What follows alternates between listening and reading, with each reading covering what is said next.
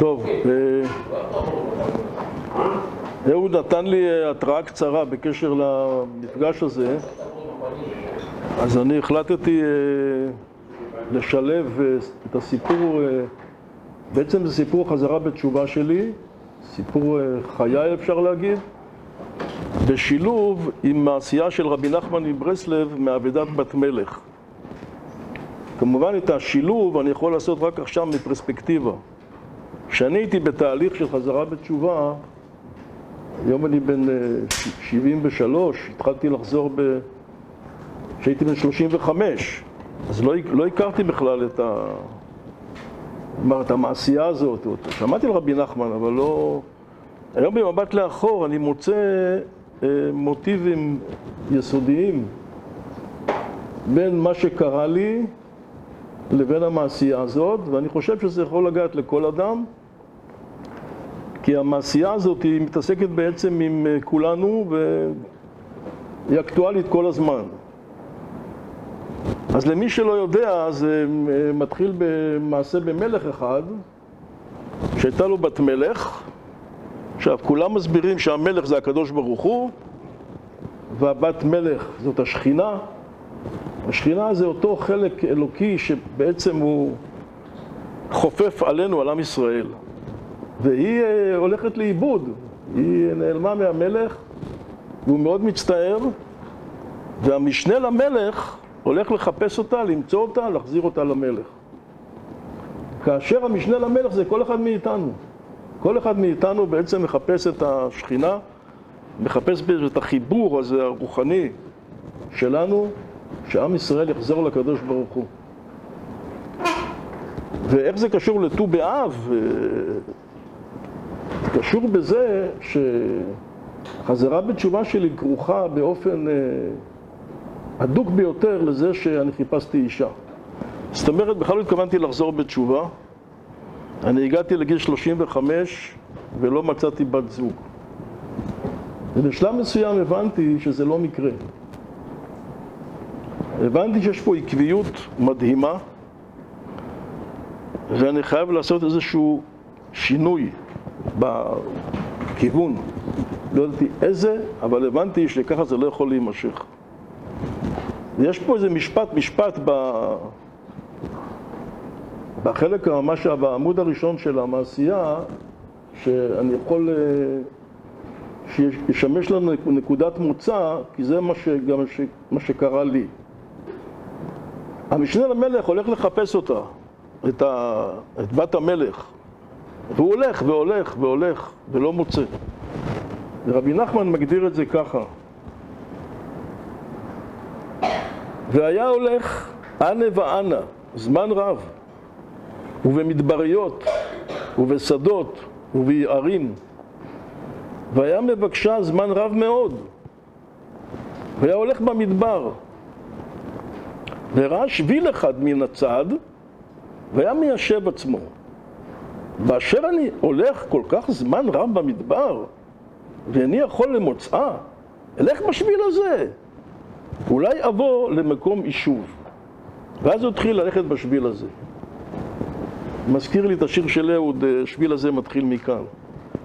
בכל אופן, השביל הזה מייצג ומסמל איזשהו שינוי כיוון. אני לא מוצא אותה, ואני חייב לעשות משהו שונה ממה שעשיתי עד עכשיו, והוא נכנס לשביל הזה.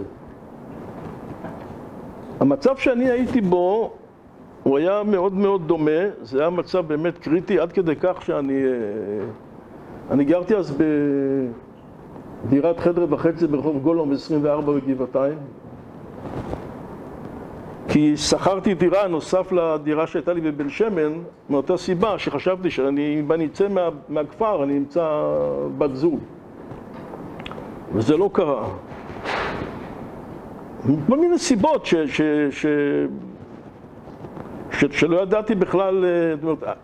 היום, כשאני מסתכל לאחור, אני יכול להגיד את הסיבה הרוחנית.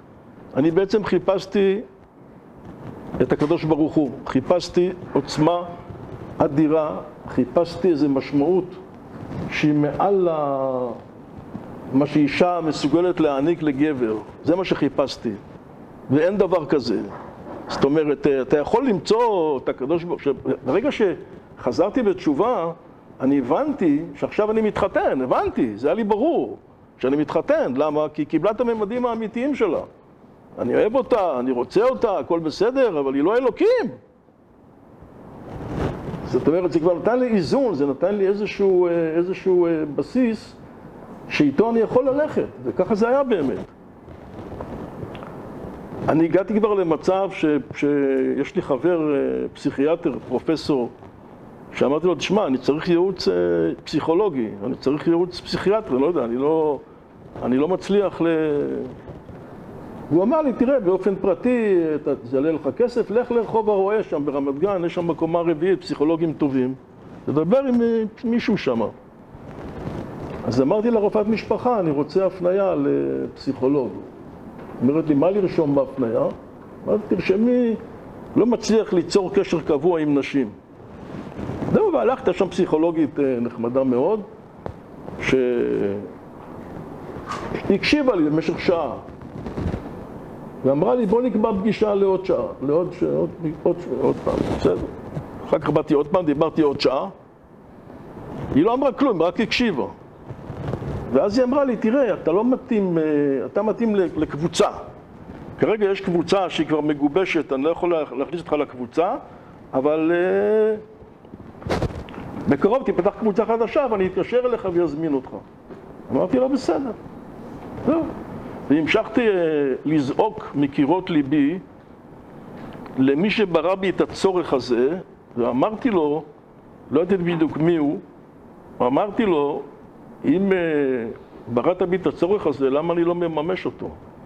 למה אני לא מצליח לממש? אני לא יכול לחיות ככה. אני לא יכול לחיות. אני הגעתי למצב שבאמת לא יכולתי לחיות. והקדוש ברוך הוא שמע את הזעקה שלי, הוא שמע והוא העביר אותי. פשוט העביר אותי, הכניס אותי לשביל הזה שעליו מדובר כאן. שביל שיוביל אותי לבת המלך.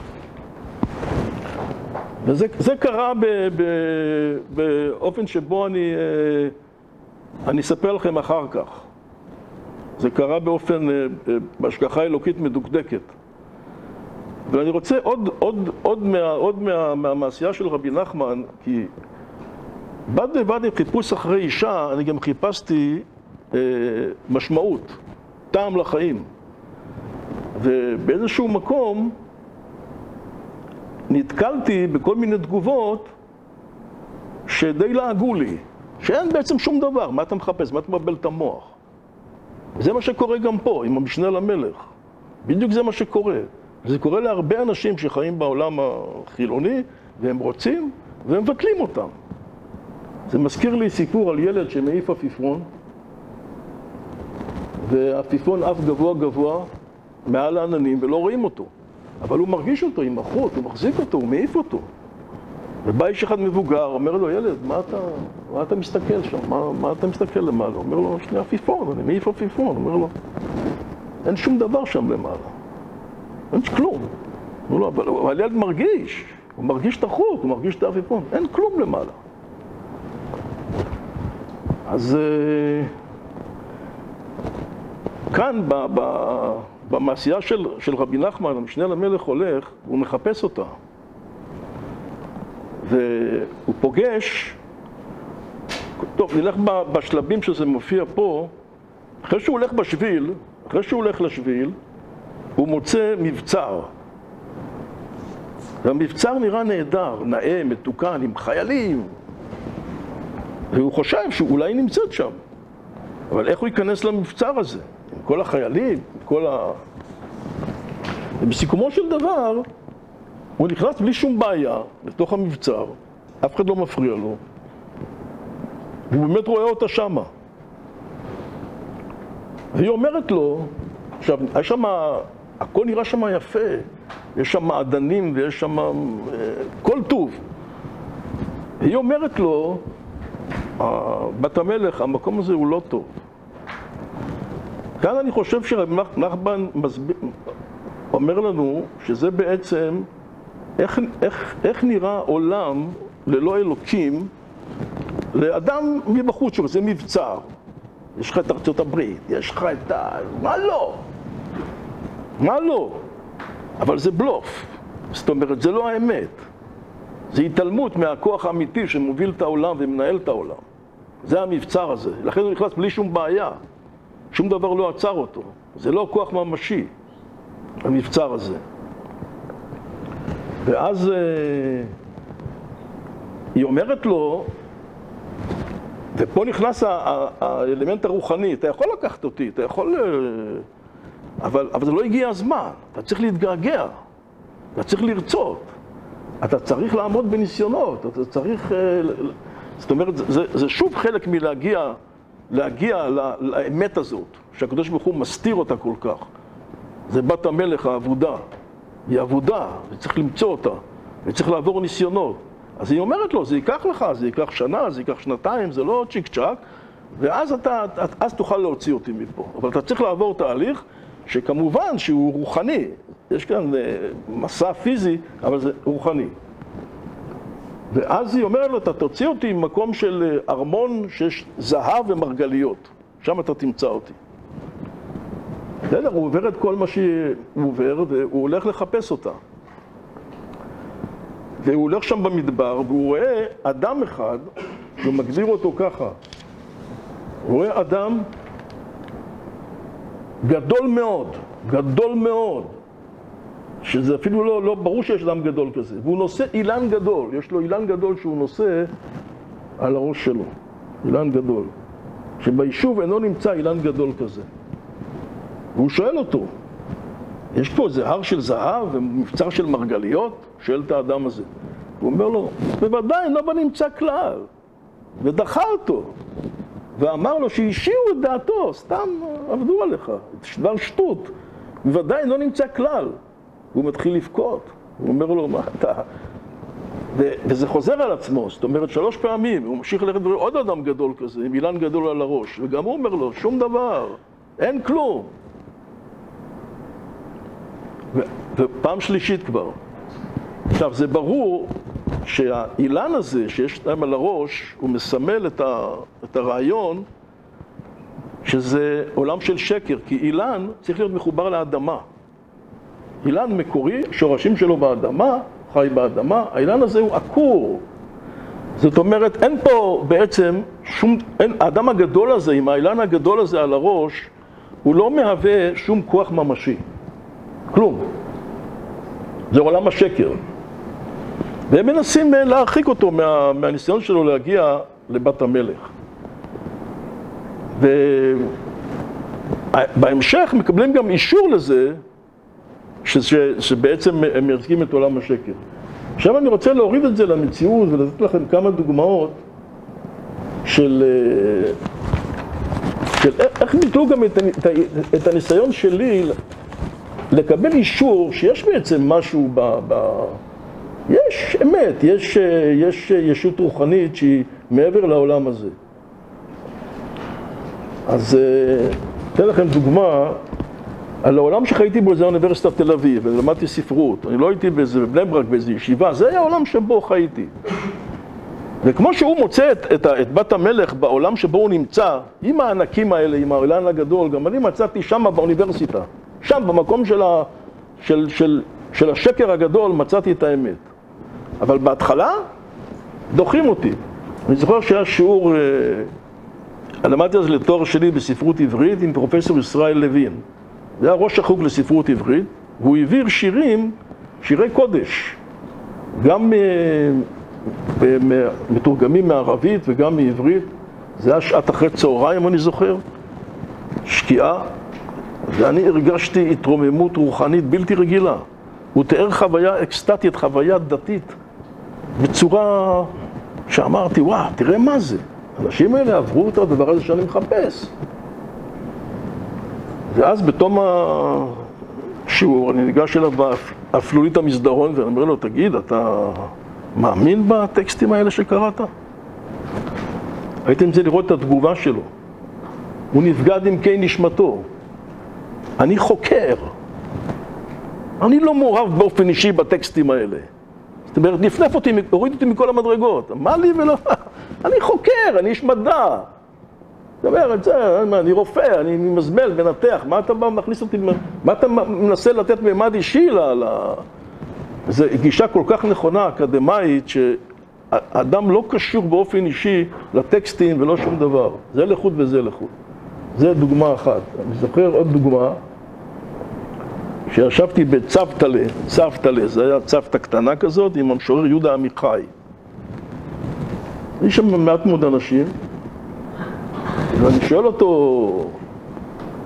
שואל אותו, תגיד, הלוא הוא כותב שירים, עכשיו ראיתי גם, פרסמו מאמר, הראתה להם חותנת שלי, אם אלוקים מרחם אם הרחמים היו, איך אומר, כל מלא רחמים, אם הוא לא היה מלא רחמים, אם היו בעולם ולא בו, מותח ביקורת. קיצור, הוא בעצם בא מאיזה מין נקודת מבט כזאת שהוא מלגלג. נקודת מבט כזאת של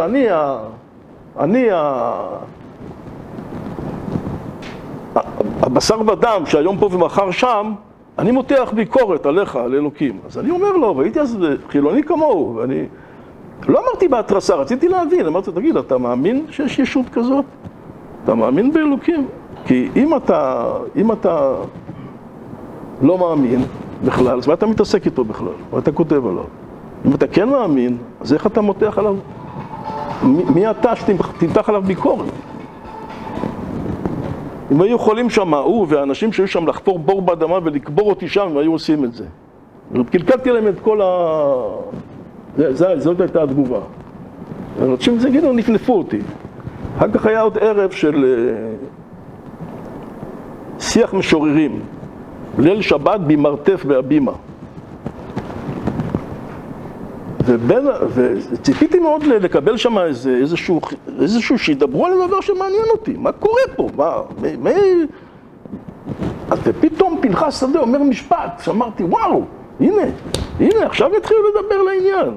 פנחס שדה פתאום פונה לקהל ולחבריו המשוררים ואומר, האם אתם מודעים לעובדה שעוד 100 שנה אף אחד מאיתנו לא יהיה פה? וזה משפט כל כך אמיתי ונכון, עוד 100 שנה אף אחד מאיתנו לא יהיה פה. זאת אומרת, בואו נדבר על זה, אז מה אנחנו עושים פה בעצם? אבל מה? דליה רביקוביץ', שהיא הייתה המנחה של הערב, עשתה ככה, ועברו הלאה. אז כאילו, הטרדן הזה מוציא אותנו מהדיונים האמיתיים שלנו עם השטויות שלו. ופנחס שדה, הייתה את הכמיהה הזאת למשהו שמעבר. אז זה עוד דוגמה אז אותו דבר גם כאן. עכשיו, מה שקורה זה, שמה שמעניין זה שבהמשך, אותו אדם, אותו ענק כזה גדול עם העץ על הראש, שמבטל אותו במין ביטחון כזה, אין שום כלום, שום דבר, אתה סתם זה. הוא אחראי על כל מיני רוחות, רוח הזה, רוח הזאת, בא איזה רוח, למה לא באת בזמן? למה לא הגעת בזמן? אז הוא אומרת לו הרוח, אני צריך להביא איזה בת מלך לאיזה ארמון של זהב ומרגליות. פתאום מתגלה אינפורמציה בצורה אקראית כזאת. פתאום בצורה שבכלל לא כתוצאה מהחקירה שלו, איזה בדרך אגב, ודווקא להוא שביטל אותו. וההוא, בלי שום בעיות, לא אומר טעיתי, לא עושה חשבון נפש, לא אומר סליחה, בסדר, אז אתה רואה, אז היא שמה, תלך לשם. עכשיו, אני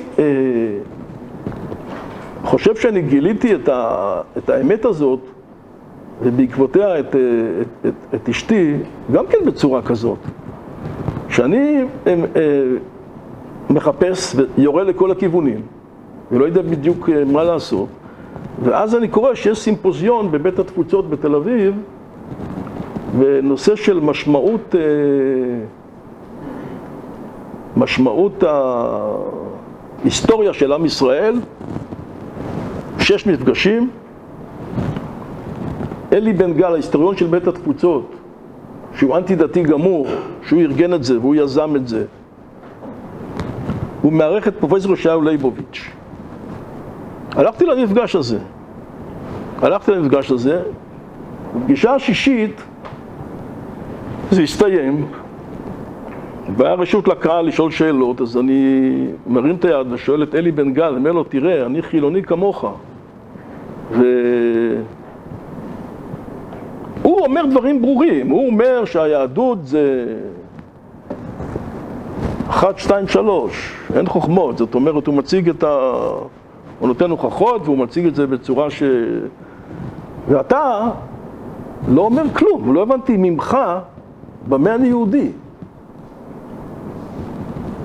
אז הוא אומר לי, ותראו, היו שם מאות אנשים. אני היחיד שאלתי את השאלה הזאת. אז הוא אומר לי, אתה יודע למי אתה דומה? אתה דומה לאחד שבא למסעדה ורוצה שיתנו לו את האוכל עם כפית לפה. אתה תמצא את התפריט בעצמך. אז אמרתי לעצמי, הוא לא ענה לי בכלל. תפריט יש לי, מאוד עשיר. אבל אז נשמעה זעקה כזאת כואבת. אתה לא עונה לו! תענה לו! זה לא תשובה! ואני רואה שזאת שיושבת לידי, כשהכרתי אותה מאוניברסיטה, היא צועקת את הצעקה הזאת. ואז זה נגמר, כולם התפזרו, ואז אני שואל אותה שיצאנו, למה צעקת ככה? למה הגעת בצורה כזאת?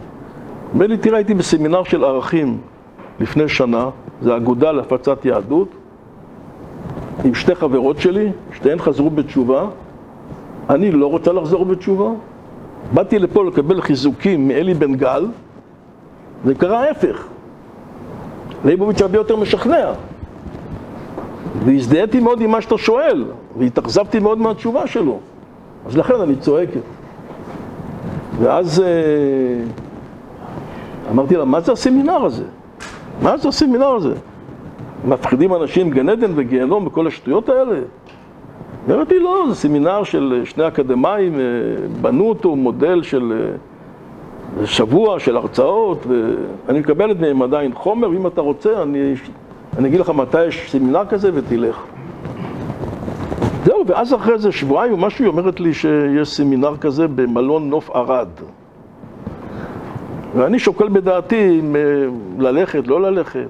באתי, בטח הם רוצים כסף, אני מתקשר. אז הם לא דיברו איתי על כסף בכלל, אמרתי, תראה, החרדים האלה, טוב, הוא לא רוצים כסף. התקשרתי לאלי גדול, אלי בנאי מערד, זה בן דוד שלי. אמרתי, לפחות יש שם משעמם, אני אלך אליו. אז אמרתי לו, אתה בבית בשבוע הזה?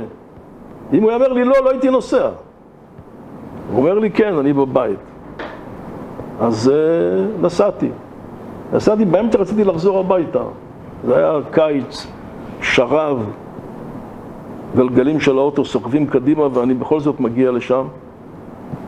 ואז, ברגע שזה מתחיל, עומד שם על הבמה אחד, שלום סברניק, הוא חזר בתשובה 10 שנים לפניי, הוא היה מרצה בטכניון, והוא מדבר על כל מה שהעסיק אותי. בן אדם מדבר על אלבר קאמי ועל הדבר של אלבר קאמי ועל כל האקזיסטנציאליזם ועל כל הספרות שאז אני החזקתי ממנה והיא הייתה בעצם הדגל שלי. ובאיזשהו מקום הבנתי שאני נמצא פה במקום שמדברים בשפה שלי ואני יכול... וזה ריתק אותי, ובעצם ביום רביעי כבר הבנתי שזאת האמת, וביום שישי אפשר להגיד שחזרתי בתשובה, לפחות מבחינת התודעה, מבחינת המחשבה, זה היה לי ברור שזהו זה, ואני זוכר שאמרתי לעצמי, תראה, אתה סגור פה 6 ימים, אולי עבדו עליך. אתה מנותק מהעולם החיצוני, לך תצא החוצה, תראה מה קורה לך. יצאתי מהמלון, זה על גבול המדבר שם, ואני רואה מרחוק איזה מרכז קהילתי כזה, ויש שם חנויות, אז הלכתי לשם. ראיתי חנות ספרים, דברי כתיבה, נכנסתי לשם, הסתכלתי על האנשים, והמוכרת שואלת אותי, כן? אז אני אומר לה, לא יודעתי מה להגיד לה. כי באתי רק לראות מה קורה לי. אמרתי לה, יש לכם עיתון? אז היא אומרת לי, כן, מביאה לי עיתון מעריב. ואני רואה כותרת בעיתון, פרס נפגש עם חוסיין בחשאי. טח, בום, כותרת. ואני אומר לעצמי, פרס נפגש עם חוסיין בחשאי. מה, הם לא יודעים שמישהו מושך בחוטים פה? שזה בכלל בובות? יש פה מישהו שמנהל את הכל. ואני רוצה לצעוק להם, מה אתם לא מבינים שיש פה מישהו שמנהל את העניינים? אבל כמובן שלא אמרתי כלום, כי לא היה לו... אבל חזרתי למלון מתוך תחושה שזהו, שהגעתי לאמת, ואז הקדוש ברוך הוא גלגל. אז אני אמרתי לשלום סדרניק, תראה, אני בעצם מחפש אישה, ומצאתי את אלוקים. אז הוא אומר לי, תשמע, איש אחד הלך ברחוב, ופתאום הוא רואה שני כלבי דוברמן דולקים אחריו. אז הוא הולך יותר מהר, וגם הם הולכים יותר מהר. אז הוא מתחיל לרוץ, וגם הם רצים. פתאום הוא רואה מרפסת של בית, אז הוא מזנק, תפס את המרפסת, מטפס למעלה. ונכנס לתוך הבית, הוא רואה שלט גדול, כל הנכנס לבית זה האוצר שלו. והוא מוצא שם תכשיטים, זהב, כסף, כל טוב. יוצא למרפסת וצועק, מצאתי את האוצר שלי. אנשים אומרים לו, אתה מצאת את האוצר, אתה ברחת מהכלבים. אז הוא אומר להם, ברחתי מהכלבים, לא ברחתי מהכלבים, האוצר שלי. כך אומר לי שלום סדרניק, חיפשת אישה, לא חיפשת, מצאת את זה. זאת אומרת, הדרכים הן רבות, וכל אחד בדרך שלו. ואז קרה דבר מאוד מעניין, שהשם גלגל,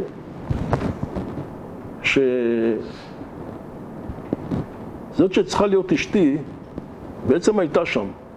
היא הייתה שם. היא הייתה כבר חרדית מהבית, היא לא באה לסמינר.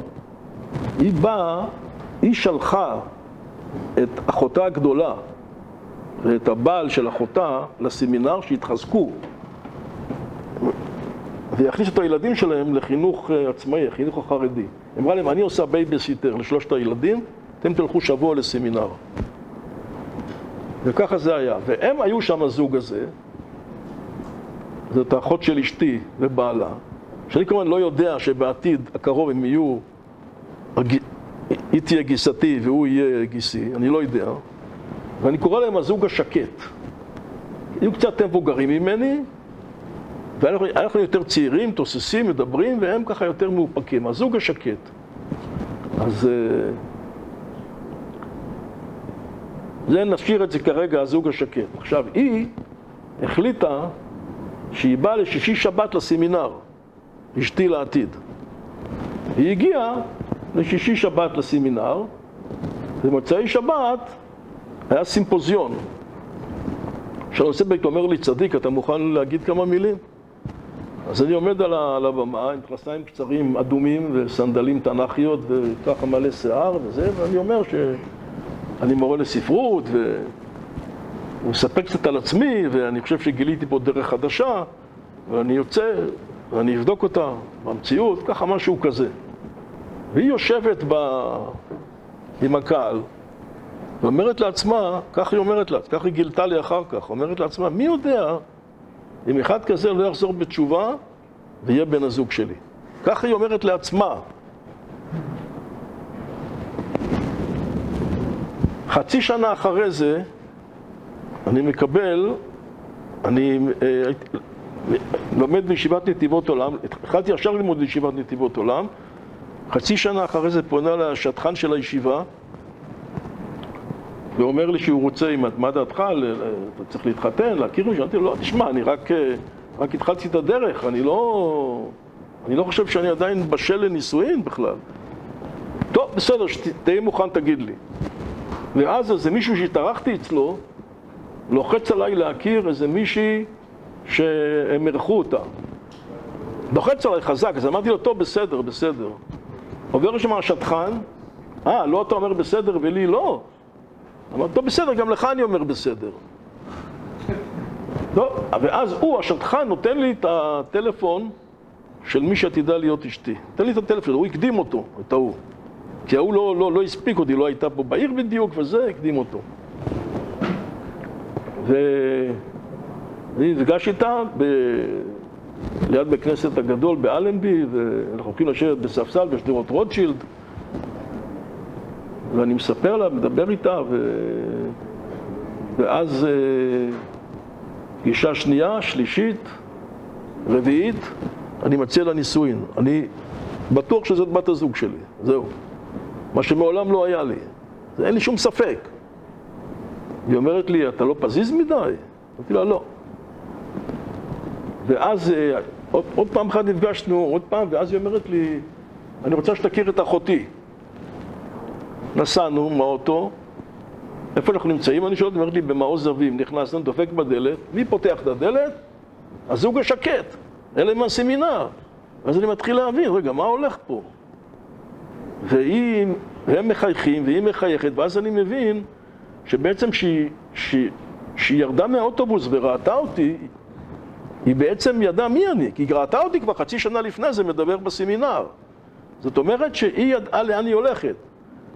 היא ידעה את מי היא הולכת לפגוש, כי אמרו לה, השטחן אמר לה, זה אחד שחזר בתשובה לפני חצי שנה, במורה לספרות, הבינה שזה אני. זאת אומרת, מה שהיא אמרה לעצמה, אולי זה יחזור בתשובה ויהיה בן הזוג שלי, זה יתממש. ואז היא מסבירה לי את זה, היא אומרת לי, אני הייתי בסמינר ואני שמעתי אותך, וזהו. אז זאת אומרת, ככה השתלבו גם החזרה בתשובה שלי וגם המציאה של הבת זוג בצורה של השגחה ברורה, השגחה אלוקית ברורה, שבאותו מקום שאני חוזר בתשובה, שם היא נמצאת.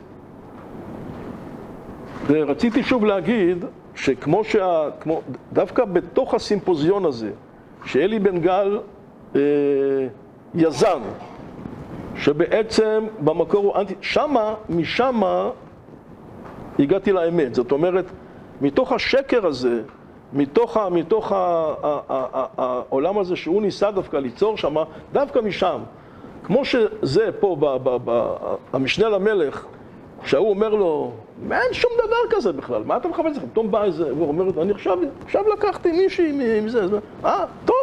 אז זאת אומרת, דרך זה אתה מגלה את האמת. ואני כמה פעמים גם ראיתי שהלכתי פעם למס הכנסה בז'בוטינסקי שם, לא בז'בוטינסקי, ברחוב במודיעין, בן גוריון. ואמרתי לעצמי, תראה מה זה, איזה מסה חילונית פה, שום מסעדות, בתי קפה, אין פה זכר ליהדות, אין פה זכר לאלוקים בכלל. ככה אני אומר. איך שאני אומר את זה לעצמי, רץ לה אחד מתוך בית קפה, עם ציצית ואומר לי, בנאי! יש לי פה בית קפה, אני נותן שיחות ביהדות, אני נותן זה. כאילו שהוא אומר לי, אל תדאג, אני נמצא בכל מקום. אני נמצא בלב וגם נסעתי לאיזו שכונה לבן דוד שלנו, זה אבנר, שאשתו נפטרה, בן דוד שלנו.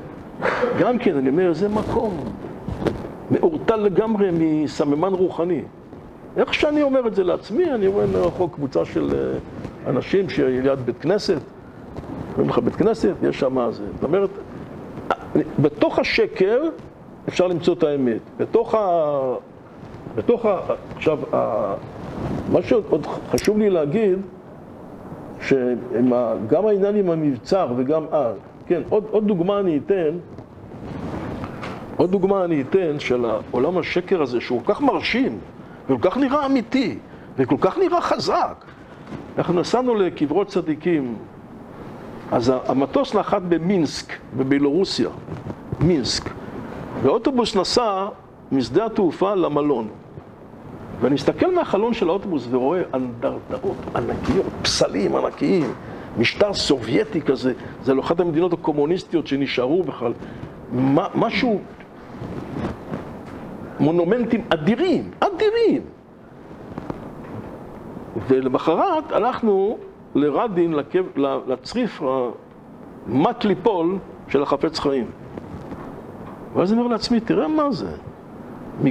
מכל המשטר הסובייטי האדיר הזה, מסך הברזל, הבלתי חדיר, לא נשאר כלום. בלוף, הכל נגמר. אין איזה זכר. שום דבר ממשי, שום כוח ממשי. ומפה, מהצריף הזה, יצאה תורה נצחית, שאין עם יהודי בעולם שלא מכיר את החפץ חיים ולא לומד את המשנה ברורה ואת הלכות לשון הרע. תראה מה זה. זאת אומרת שהעולם מסתיר אותו. ובכוונה הוא ברא את זה ככה, כדי שנגלה אותו כמו עבודת בת מלך, בכוונה, כי זה חלק מהחוויה והתהליך שצריכים לעבור. ורבי נחמן ברוב גאוניותו ידע את זה כבר. מה שקורה היום במסות הרבה יותר רציניות, יש לך פח, פה מדברים לך על איזה טוב, מאיימים עליך, ועושים, שבסיכומו של דבר יש מישהו אחד שמנהל את כל העניינים, ואין להם שום כוח ממשי. וזה צריך להפנים, זה צריך לדעת את זה. כי זה מה שהוא מוסר לנו פה. טוב? עד כאן. ברוכים תהיו.